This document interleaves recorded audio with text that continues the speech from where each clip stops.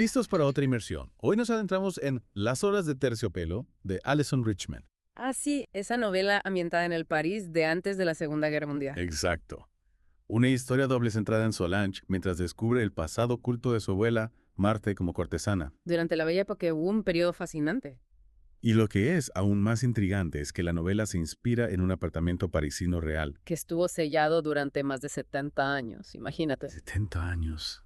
Exacto, como una cápsula del tiempo llena de secretos del pasado. Es una premisa irresistible. Vamos a sumergirnos de lleno. Totalmente.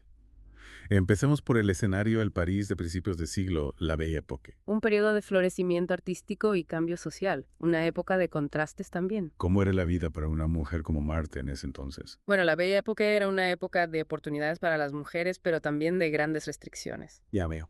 Marte como cortesana pertenecía a una clase social que se movía en los límites de la sociedad. En los extractos del libro se menciona que tuvo una infancia difícil Sí parece que su pasado la marcó profundamente. y sin embargo elige llenar su vida de belleza y arte. Se rodea de objetos exquisitos, un collar de perlas, un retrato pintado por Giovanni Boldini. Boldini, un nombre que resuena en el mundo del arte. Era conocido por capturar la elegancia y el dinamismo de la sociedad parisina. Sus retratos eran como ventanas al alma de la Belle Époque, Exacto, plasman la esencia de una época. y tener un retrato suyo era una señal de estatus y prestigio. Sin duda alguna, allí para Marte podría haber significado mucho más. ¿A qué te refieres? Bueno, como cortesana, su identidad estaba en constante cambio. Se adaptaba a los deseos de sus clientes. Exacto. El retrato podría ser una forma de afirmar su propia individualidad, De decir, esta soy yo más allá de las máscaras. una forma de dejar una huella permanente en el mundo. Me intriga el título de la novela, Las horas de terciopelo. Es un título evocador, ¿verdad? Hermoso y suave, pero también esconde algo. Como la vida de una cortesana. Exacto, brillante en la superficie, pero con una complejidad oculta. La Belle Époque en sí misma era Llena de contrastes y contradicciones. opulencia y pobreza, progreso y desigualdad. Y en medio de todo esto, la guerra se avecina. Un telón de fondo que añade un toque de melancolía y urgencia a la historia. ¿Crees que la guerra influye en la decisión de Marthe de compartir sus secretos?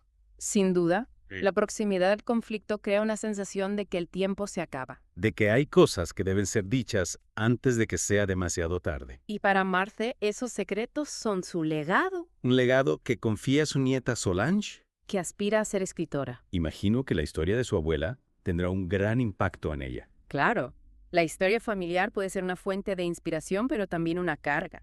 Solange tendrá que decidir qué hacer con el pasado de su abuela Cómo integrarlo en su propia narrativa. y cómo afrontar la pérdida del mundo que representaba Marthe. Un mundo que está a punto de desaparecer con la llegada de la guerra. La novela nos deja con muchas preguntas Sobre la memoria, la identidad y el peso del pasado. sobre cómo las historias familiares nos moldean. Y sobre cómo elegimos preservar el legado de aquellos que nos precedieron. Las horas de terciopelo es una invitación a reflexionar sobre nuestra propia historia A buscar las huellas del pasado en nuestras vidas. y a preguntarnos qué haríamos en la situación de Solange Una novela que nos invita a explorar las complejidades de la vida. y a valorar la importancia de las historias que nos conectan con quienes somos. Una lectura que sin duda dejará huella en el lector. Los invito a sumergirse en las horas de terciopelo y descubrir sus secretos. Y a compartir sus reflexiones con nosotros. Hasta la próxima inmersión.